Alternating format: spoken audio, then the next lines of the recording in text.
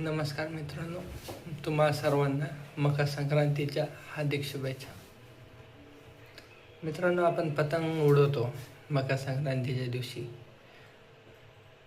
पण आपण स्वतःमध्ये एवढे गुंगून जातो की इतरांकडे लक्षही राहत नाही. खूप जणांचे यामुळे अपघात होतात. चालू गाडीमध्ये गळ्याला मांजा लागला जातो, त्यामुळे गळे चिरतात, डोळ्यांना मांजा लागतो. आपण एक गोष्ट करायला पाहिजे की आपण मांजा टाळायला पाहिजे.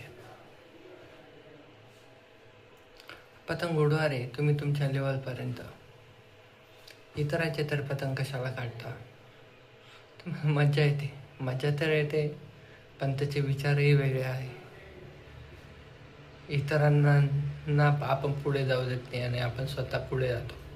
तसं न करता इतरांचंही पतंग राहू द्या, त्यासोबत आपण आपले पतंग उंच उडवा. ती कहाणी आपण ऐकली नाही का, अकबर आणि बिरबलची? जेव्हा अकबर एक रेष ओढतो आणि बिरबलला सांगतो की तू या रेषेला हात न लावता छोटी करून दाखव, तेव्हा बिरबल त्याच्याच बाजूला एक मोठी रेष ओढतो आणि बरोबर आपोआप त्याची रेष छोटी होऊन जाते.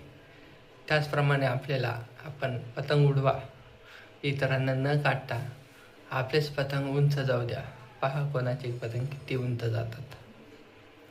हे एक विचारसरणी ठेवा.